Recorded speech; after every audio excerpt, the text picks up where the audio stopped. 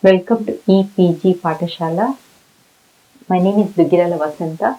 I'm on the teaching faculty of the Department of Linguistics at Osmania University, Hyderabad. My lecture relates to course number 10, Psychoneurolinguistics, module 14 on bilingualism. To characterize multilingualism in countries of South Asia and in India. Let's take sequential bilingualism. Acquisition and mastery of one's native or home language first and then going on to learn another language is what is called sequential bilingualism. And this is what happens in most parts of the West. So, sequential bilingualism is the norm in most parts of the West because people with their own home language, Italian, German, Russian, whatever, when they migrate and settle in America or UK, they start learning and using English as a second language. So they're sequential bilinguals. So they're German English bilinguals, Spanish English bilinguals, Italian English bilinguals, and so on. So this is what is called sequential bilingualism, and much theorizing on the topic of bilingualism took place in relation to this notion that you have a native language and then you go on to acquire a second language primarily through instruction and use that second language in limited domains. The second concept we need to critically look at is age of acquisition. Uh, when one is dealing with sequential bilingualism, it makes sense to talk about when did they start learning and using the second language. So, age of acquisition meaning when did they arrive in the new country where they have come to settle? Where were they born and when did they come to this country, to the host country, and when did they start using the dominant language of their country? So if somebody has come when they are very small, before the age of 3 years or 5 years, they're early bilinguals. And if somebody came in their teens or in their 50s or 40s or whatever, they become late bilinguals. So the second and third generation immigrants are expected to be more fluent in their English because they have come early, whereas their parents and grandparents are late bilinguals and their use of second language, in this case English, is not as proficient as the younger people. And so age of acquisition is measured to understand whether they are late or early bilinguals. The other concept is attrition. When you leave your own home country and go and settle in some other place, after some time of using only second language and not having had enough opportunities to use your own native language, then you tend to lose your own native language, and that's what is called attrition. So, since opportunities for using your native or home language are limited in countries where that language is not the primary language, you will experience some amount of loss initially in writing and gradually even in speech. You are not able to use your own mother tongue as well as you were using earlier, and this is what is called attrition. Then the focus on proficiency in second language. The problem with this concept is that the underlying assumption is we should measure the proficiency in second language, keeping the English monolingualism as a norm. That is, everyone who's speaking English is trying to become native-like. That's the assumption that in recent years it is being questioned. But whether one is using the idea of this is somebody is not proficient if they're allowing their native language to influence their English, their second language. So the terms like interference is used to say that somebody who's not proficient in English are those who are allowing their native language to influence their second language. So in other words, there is a monolingual norm that determines language proficiency. What about words and concepts like cognates, interlingual homographs? Cognates are words that are there in two different languages, they share their orthographic form as well as their meanings. So words like hotel or land, they are there both in Dutch and English. They are written the same way and their meaning is the same. Hotel is hotel in Dutch and English. Land is land in Dutch and English. So they are called cognates. Interlingual homographs are words that share phonological and orthographic properties but not meanings. Okay, that is, in Dutch, you do come across a word like room, which is room, but it means coffee in Dutch. It doesn't mean room the way it means in English. Stem in Dutch means voice. So at meaning level, they are not the same, and these are called interlingual homographs because in written form they are similar but not meaning wise. You can also have interlingual homophones, that is, words belonging to two different languages which share similarity at the sound level. Alright, so think of hum and calm, which share, you can say hum in Hindi and hum in English. They're totally different things, but they sound wise they're similar. Similarly, calm, think about it, what it means in Hindi and what it means in English. It would be nice if you can make lists of homophones like this in any two languages that you know, because eventually when we are doing psycholinguistic experiments in language processing, homophones are useful as test material to see whether processing is different for homophones or interlingual homographs or whatever. So, whatever I've described so far are concepts coming from the West to describe sequential bilingualism. I've already said that in India, in our context, in South Asia and in India in particular, we need to have different concepts. So, South Asia covering all the seven places: India, Pakistan, Nepal, Bhutan, Bangladesh, Sri Lanka, Maldives. The nature of bilingualism and multilingualism is somewhat different from what is there in major parts, especially in America. Our bilingualism and multilingualism is characterized by extreme diversity. There is a lot of code switching, code mixing, language dominance, linguistic accommodation, and overall positive attitude towards mixing languages. And there's hardly any question of attrition. We don't really lose out one language in order to use another language. And we don't really are trying to speak like native speaker of one, the second or the third language that we're using. There are no cognates or there are no interlingual homographs because our writing systems are all different. So how do we characterize the multilingualism in South Asia and in India? The researchers have called it neighborhood bilingualism or grassroots bilingualism. That is, we mix languages as we move from home domain into neighborhood or workplace or leisure and so on. Although one language might be dominant compared to the other languages, we are mixing languages all the time as we move from one domain to another domain. With hundreds of languages and thousands of dialects, the picture of bilingualism and multilingualism in our context is very, very complex. You might want to know that Hindi has more than 42 different dialects. So let's look at in greater detail about the diversity that I'm talking about in the South Asia and Indian context. In India, we have you're aware that there are two national official languages, Hindi and English, and you have about 23 scheduled languages and about 230 languages in education and media, both print and electronic media, and more than 330 local vernaculars.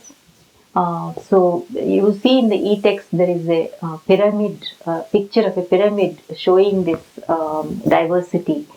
Several demographic and political factors obscure the actual multilingualism in India, because these numbers are hardly representative of the complexity of multilingualism we have. Because unless there are 10,000 speakers, a given variety is not even considered as a language by government. And this is a political factor.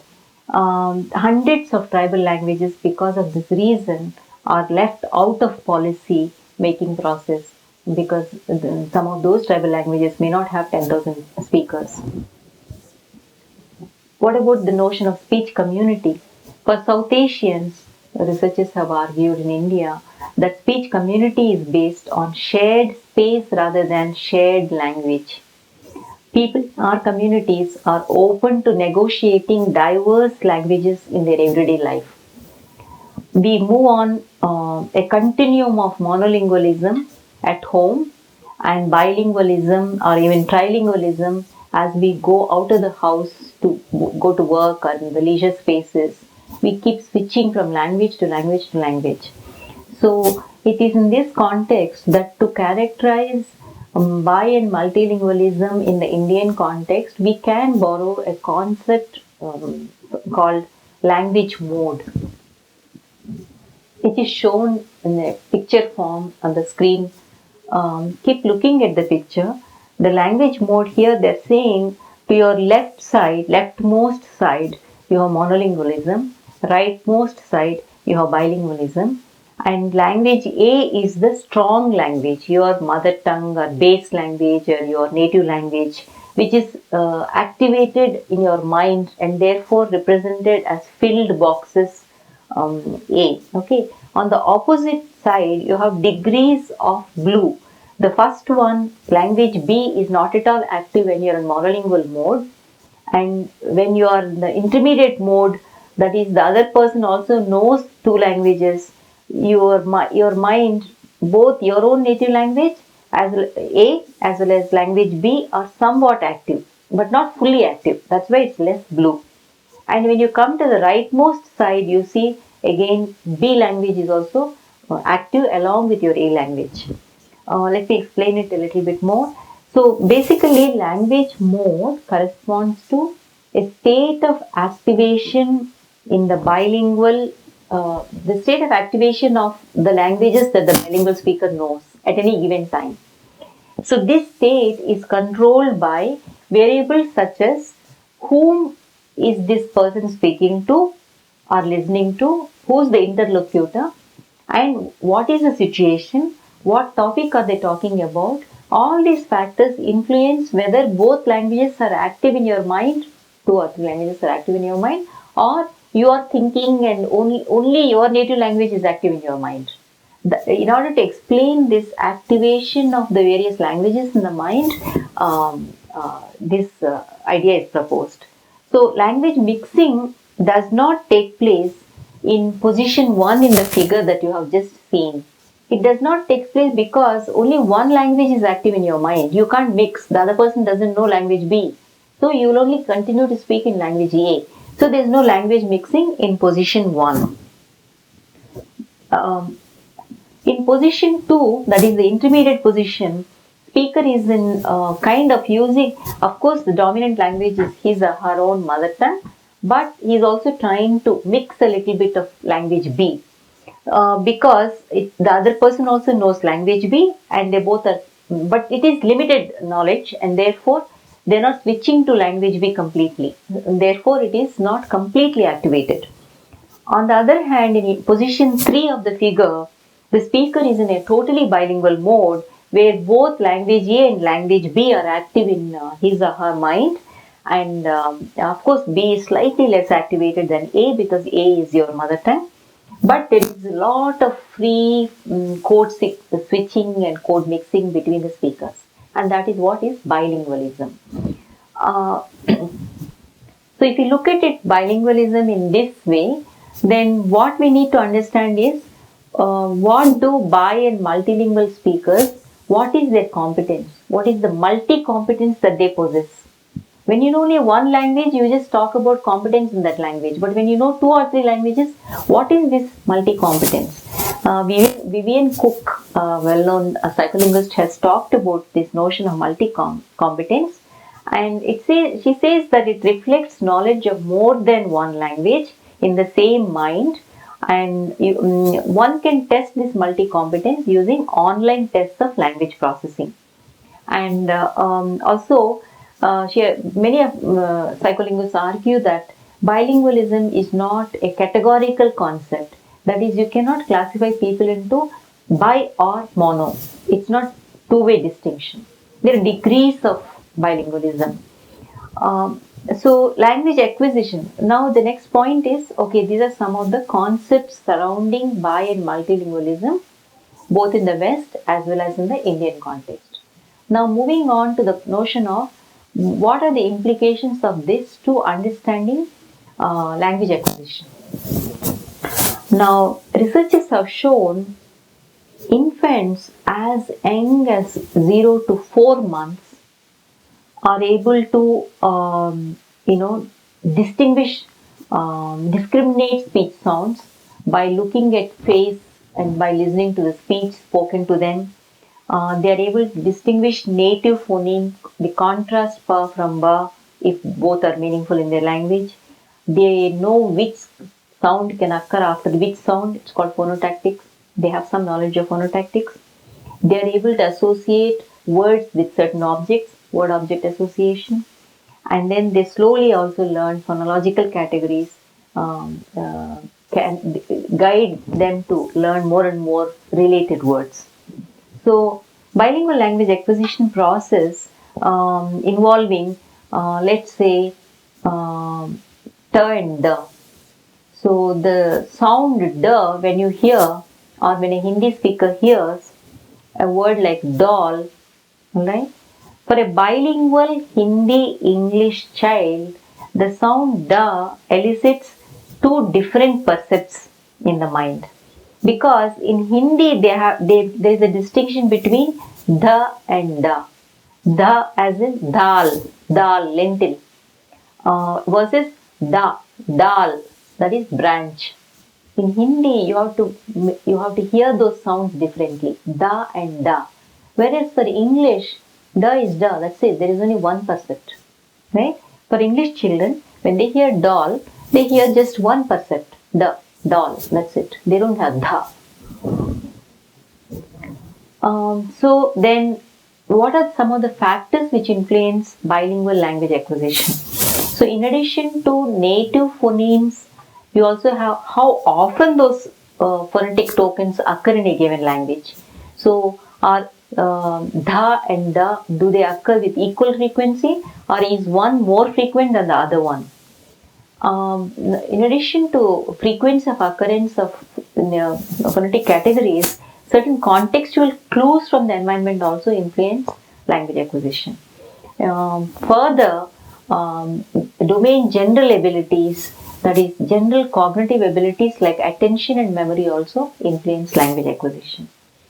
And in addition to these factors, we also have opportunities for using the languages.